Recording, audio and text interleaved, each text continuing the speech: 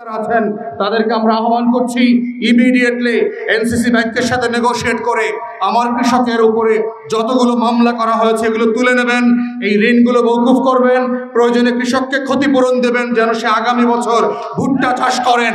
এটাই হচ্ছে গণঅভ্যুত্থান পরবর্তী বাংলাদেশে যেই দুয়ে দা এবং দরদের রাজনীতির কথা আমরা বারবার বলছি, এটা হচ্ছে সেই রাজনীতি। কৃষককে ছোট করে, কৃষককে জেলে পুরে, কৃষককে মিথ্যা মামলায় আটকিয়ে দিয়ে নতুন বাংলাদেশ করা যাবে না। অন্তর্বর্তীকালীন সরকারকে বুঝতে হবে, গণ অভ্যুত্থানের স্পিরিটকে যদি আপনারা ধারণ না করেন, বাংলাদেশ ২ যেই স্বপ্ন নিয়ে আজকে হাজির হয়েছে তরুণদের মাঝে, সেটাকে ধারণ না করেন, আমার কৃষক যে আমাকে করোনার সময় খাইয়ে পরিয়ে বাঁচিয়ে রেখেছে, যেই কৃষক ঝড়ে বৃষ্টিতে রোদে পুড়ে আমাকে প্রত্যেক দিন শহরের খাবারগুলোর দোকানে খাবার সাপ্লাই দেয়, তাকে বাঁচিয়ে রাখা হচ্ছে গণ অভ্যুত্থানের বাংলাদেশের স্বপ্ন।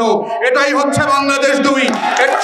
এটা শুধু পাটগ্রাম হাতীবান্ধার বিষয় না, এটা বাংলাদেশের অর্থনীতির বিষয়, এটা বাংলাদেশের উত্তর অঞ্চলের কোটি কোটি মানুষের মঙ্গাপীড়িত অভাব অভিযোগ থেকে ফিরে এসে নতুন বাংলাদেশের অর্থনীতি রূপ তৈরি করবার ব্যাপার। এই লড়াইটা আমাদের কালেকটিভলি লড়তে হবে এবং এই লড়াইয়ের অগ্রনায়ক ছিলেন মরহুম এরশাদ হোসেন সাজু।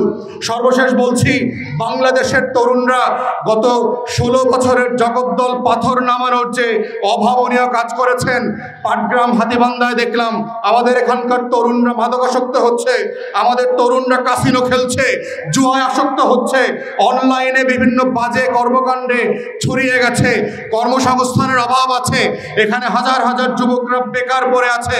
অতএব বাংলাদেশ সরকারকে, স্থানীয় প্রশাসনকে কৃষি ব্যাংকের মাধ্যমে লক্ষ লক্ষ টাকা এখানে ঋণ, সুদমুক্ত ঋণের বন্দোবস্ত করে দিয়ে ভুট্টা চাষের বিপ্লবকে নতুন প্রজন্মের বিপ্লবে রূপান্তর করা দরকার এবং সেটার মাধ্যমে এইখানকার কৃষকরা যেভাবে উপকার হবে, এখানকার তরুণ যুবকদের জব তৈরি হবে, ঠিক একইভাবে এখানে অন্যায় এবং অবিচার মাদকের আসক্তি থেকে তরুণদেরকে, যুবকদেরকে আমরা বের করে নিয়ে আসতে পারবো।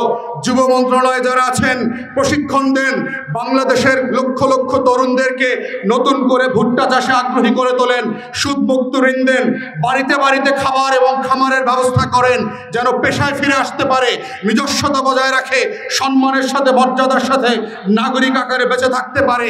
এটাই হচ্ছে মরহুম এরশাদ হোসেন সাজুর সেই স্বপ্নের পাটগ্রাম, এটাই হচ্ছে আমাদের রাজীব ভাইয়ের নতুন রাজনীতির বাংলাদেশ। এভাবেই সবাই মিলে বাংলাদেশের ২-এর গণ অভ্যুত্থানের বাংলাদেশ গড়বে। এভাবেই নেতৃত্ব দিয়ে আবু রাইয়ান রসি নতুন করে পাটগ্রামকে সাজাবে।